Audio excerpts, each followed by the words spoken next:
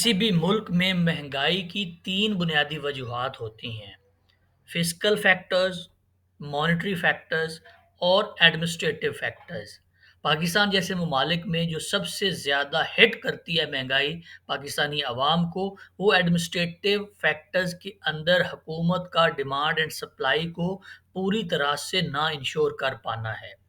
Fiscal factors का मतलब ये होता है कि उस मुल्क की इनकम कितनी है, उस मुल्क में टैक्सेशन कितनी है और लोगों की जो पर कैपिटा इनकम है, उसमें से हुकूमत कितना हिस्सा लेती है। और मॉनेटरी फैक्टर्स का मतलब ये होता है कि उस मुल्क के अंदर मनी सप्लाई कितनी है, इंटरेस्ट रेट कितना है और एक्सचेंज रेट कितना है। इसी बात को एमआईटी के एक प्रोफेसर हैं, ऑलिवर ब्लैंचर्ड, उन्होंने एक तंज़िया पोस्ट की ट्विटर के ऊपर, उसमें एक्सप्लेन करने की कोशिश की कि जब भी महंगाई के खिलाफ आप फाइट करते हैं तो अपने एम्प्लॉयज़ को इस वक्त कन्विंस करना आसान होता है जब आप उनको बताते हैं कि जो इन्फ्लेशन की कॉज है वो over heating of the economy है। Over heating of the economy में उन्होंने फिस्कल फैक्टर्स और मॉनेटरी फैक्टर्स को कंबाइन कर दिया है कि जब मुल्क के अंदर इकोनॉमिक ग्रोथ बढ़ती है, इकोनॉमिक ग्रोथ बढ़ने की वजह से डिमांड जनरेट होती है, डिमांड जनरेट होने की वजह से जो इंपोर्ट बिल है वो बढ़ जाता है, लोकल इकोनॉमी इसको पूरा नहीं कर पाती और Pakistan over heating of the economy की परफेक्ट एग्जांपल है। तो इस केस में जब इकोनॉमिक ग्रोथ बढ़ने की वजह से,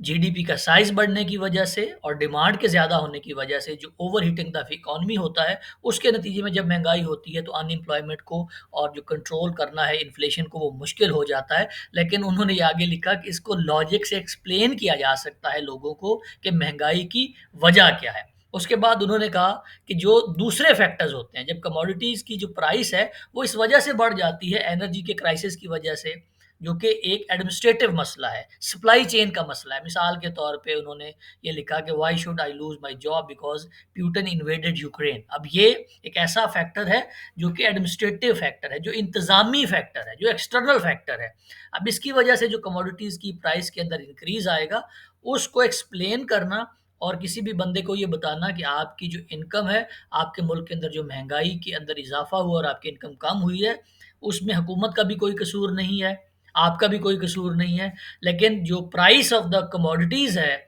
और जो सर्विसेज़ है, वो बढ़ गई है। महंगाई के हवाले से अमूमन लोग इसके जो फैक्टर्स हैं जो कंट्रीब्यूट करते हैं महंगाई को, उसको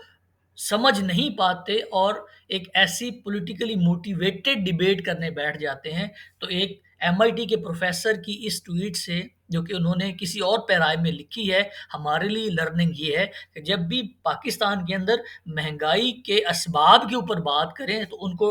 प्रॉपर कॉन्टेक्स्ट दे के, कॉन्टेक्चुअलाइज़ करके उसके बाद बात किया करें कि क्या महँगाई इस वक़्त मॉनेटरी फैक्टर्स की वजह से है, फिस्कल फैक्टर्स की वजह से है या एडमिनिस्ट्रेटिव फैक्टर्स की वजह से है। और फिर जिसका वो ज़िम्मा हो उन फैक्टर्स को इंश्योर करना, पाकिस्तान के केस में इन तीनों फैक्टर्स को इंश्योर करना रियासत की ज़िम्मेदारी है,